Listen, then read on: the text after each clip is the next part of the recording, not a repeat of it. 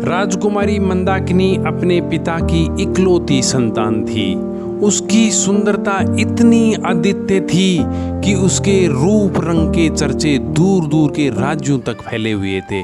सौंदर्य के साथ साथ उसमें सदाचार, प्रतिभा और अन्य गुण भी कूट कूट कर भरे हुए थे। परंतु इन सभी गुणों और पिता के अथाह प्रेम ने उसे घमंडी बना दिया था। उसका अहंकार इतना प्रबल था कि वह दूसरों को अपने सामने तुच्छ समझती थी। अनेक राजकुमारों ने उससे विवाह का प्रस्ताव रखा, परंतु मंदाकिनी को उनमें से कोई भी अपने योग्य नहीं लगा। इसी बीच राजकुमारी की उम्र दिन प्रतिदिन बढ़ती जा रही थी, परंतु उसका अभिमान उसे किसी भी रिश्ते को स्वीकार करने से रोकता रहा। महाराज को धीरे धीरे लोक निंदा का भय सताने लगा और राज्य में लोग राजकुमारी मंदाकिनी के विवाह को लेकर तरह तरह की बातें करने लगे।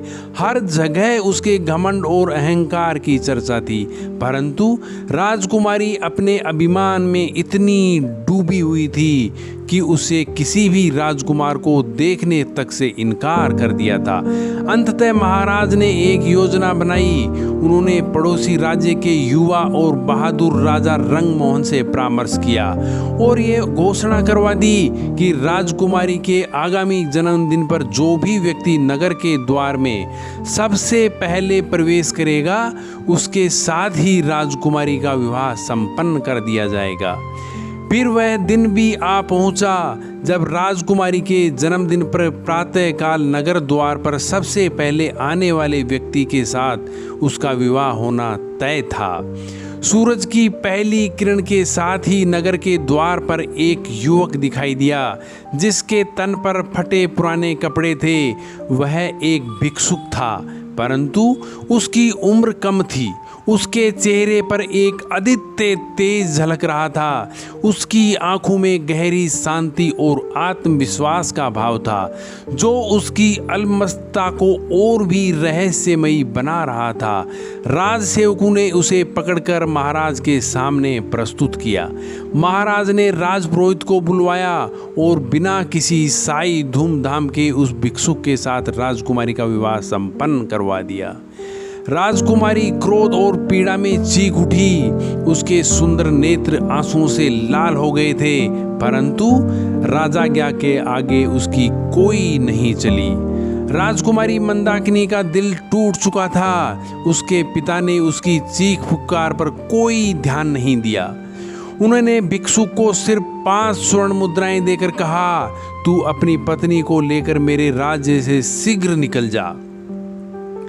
याद रखना, अगर तू या तेरी पत्नी फिर कभी मेरे राज्य में आए तो तुम्हें प्राण दंड दे दूंगा। भिक्षुक ने मंदाकिनी को हाथ में पकड़ लिया और चल पड़ा। राजकुमारी रोते बिलखते उसके साथ जाने को विवश थी। उसकी आंखों में आंसू की धाराएं बह रही थी, लेकिन भिक्षुक तो एक अलग ही दुनिया में खोया हुआ था। वह पत्नी के विलाप को अनसुना करते हुए खुश मिजाज और गीत गाता हुआ आगे बढ़ता रहा। राजकुमारी को अपने पिता के राज्य से बाहर पैदल ही जाना पड़ा और हर कदम पर उसे अपने भाग्य और पति के इस अजीब व्यवहार पर आश्चर्य हो रहा था।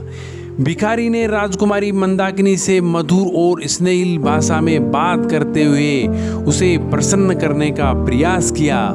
कोई बात नहीं राजकुमारी, उसने कहा, हम मिलकर इस नई जिंदगी का सामना करेंगे, तुम चिंता मत करो।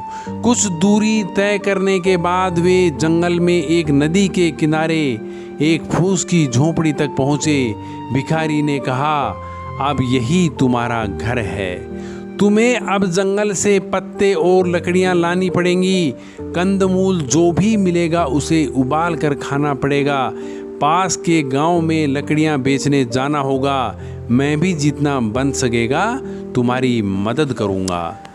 राजकुमारी ने पहले तो हैरानी से उसकी बात सुनी, उसके बाद मन ही मन में सोचने लगी कि वह तो एक राजकुमारी है और वह इस प्रकार की जिंदगी जीने के लिए नहीं बनी है। लेकिन भिखारी की आंखों में एक दृढ़ संकल्प था, जिसने उसे आश्वस्त किया। यह आश्वासन मिलने के बाद राजकुमारी ने कहा, मैं तुम्हारे साथ रहूंगी, हमें इस नई जिंदगी में सामंजस्य से बिठाना होगा। राजकन्या मंदाकिनी के लिए यह जीवन बहुत दुखदायी था। हर सुबह जब वह झोपड़ी से बाहर निकलती, उसे अपने खोए हुए राजसी जीवन की याद आती। लेकिन एक सुख था, भिखारी का प्रेम पूर्ण व्यवहार। वह उसे हर पल संभालता और उसका ध्यान रखता, जिससे उसे थोड़ी राहत मिली। कुछ दिन इसी तरह बीत गए, लेकिन एक दिन भिखारी ने झोपड़ी छोड़ने का निर्णय लिया और एक गांव में जाकर एक खंडर घर में जाकर रहने लगे। वहां भिखारी ने कहीं से कुछ पैसे जुटाए और मिट्टी के बर्तन खरीद लिए। इन बर्तनों को बाजार में ले जाकर बेच आओ, उसने अपनी पत्नी से कहा। राजकन्या जो कभी राजसी जीवन की धनी थी, अब बर्तनों को सिर पर उठाकर बाजार में जाने के लिए मजबूर थी। उसके लिए यह एक कठिन काम था, लेकिन उसने सोचा, मरती क्या नहीं करती, मुझे यह सब सहना ही होगा। इस प्रकार उसने अपने आत्मसम्मान को तिलांजलि देते हुए बर्तनों को सिर पर रखा और बाजार की ओर चल पड़ी। उसके दिल में अजीब सी खींचतान थी। एक तरफ उसका अतीत था और दूसरी तरफ उसकी वर्तमान स्थिति। भिखारी ने उसे स्पष्ट शब्दों में कह दिया कि अगर वह उसकी आज्ञा का पालन नहीं करेगी तो वह उसे छोड़कर चला जाएगा। बेचारी मंदाकिनी अपने पति के प्रेम और स्नेह की उम्मीद में बर्तन सिर पर उठाकर बाजार चली गई, लेकिन उसे बर्तन बेचना नहीं आता था और न ही दूसरों के साथ नम्रता से व्यवहार करना आता था। बाजार में पहुंचकर उसने बर्तनों को एक कोने में रख दिया और उनके पास खड़ी रही। उसे ज़मीन पर बैठना बहुत बुरा लग रहा था और वह अपने अतीत की यादों में खोई हुई थी। कुछ ही देर में एक घुड़सवार युवक बाजार में आता है। उसने मंदाकिनी से बर्तनों के दाम पूछे। जब मंदाकिनी ने रूखे स्वर में दाम बताए तो युवक बिना कुछ कहे लौट पड़ा। मोड़ते समय उसका घोड़ा भड़क उठा और घोड़े के पैरों की ठोकर से उसके सभी बर्तन टूट गए। घुड़सवार ने इस दुर्घटना पर कोई ध्यान नहीं दिया और वह वहां से चला गया। मंदाकिनी की आंखों में आंसू थे। वह सोचने लगी कि वह कितनी असहाय थी। अब मंदाकिनी को चिंता हो रही थी कि उसके टूटे बर्तनों की वजह से भिखारी उससे नाराज हो जाएगा। रोती हुई वह घर लौटी। उसे डर था कि भिखारी आते ही क्रोधित हो जाएगा। उसकी इस चिंता में उसके प्राण सूखे जा रहे थे। कुछ समय बाद भिखारी आया और उसने देखा कि मंदाकिनी की आंखें रो रो कर सूज गई थी। वह कुछ नहीं बोला, लेकिन अगले दिन उसने कहा, मंदाकिनी तुम्हें कुछ नहीं आता, मिट्टी के सभी बर्तन टूट गए, अब हम दोनों का निर्वहन कैसे होगा। उसने एक उपाय बताया, चलो नगर चलते हैं, सुना है राजा रंगमोहन बहुत दयालु है। भिखारी की बातें सुनकर मंदाकिनी को आशा की नई किरण दिखाई दी। वह जानती थी कि राजा दयालु है और अगर वे किसी तरह राजा के पास पहुंच गए तो शायद उनकी मदद हो सकेगी। उसने कहा, मैं तुम्हारी पाकशाला में तुम्हें कोई नौकरी दिलवाने का प्रयत्न करूंगा। तुम्हें काम मिल जाए तो तुम्हारी ओर से निश्चिंत होकर मैं भी कहीं अच्छे पैसे वाला काम ढूंढ लूंगा। कुछ धन एकत्र हो जाने पर कोई व्यापार कर लूंगा और तब तुम्हें भी अपने पास बुला लूंगा। राजा रंगमोहन का नाम सुनकर मंदाकिनी ने लंबी सांस ली। एक समय इस नरेश ने उससे विवाह करने का प्रस्ताव किया था। आज वह राजरानी होती, किंतु हाय रे यह घमंड, आज उसी राजभवन में वह दासी बनने जा रही है।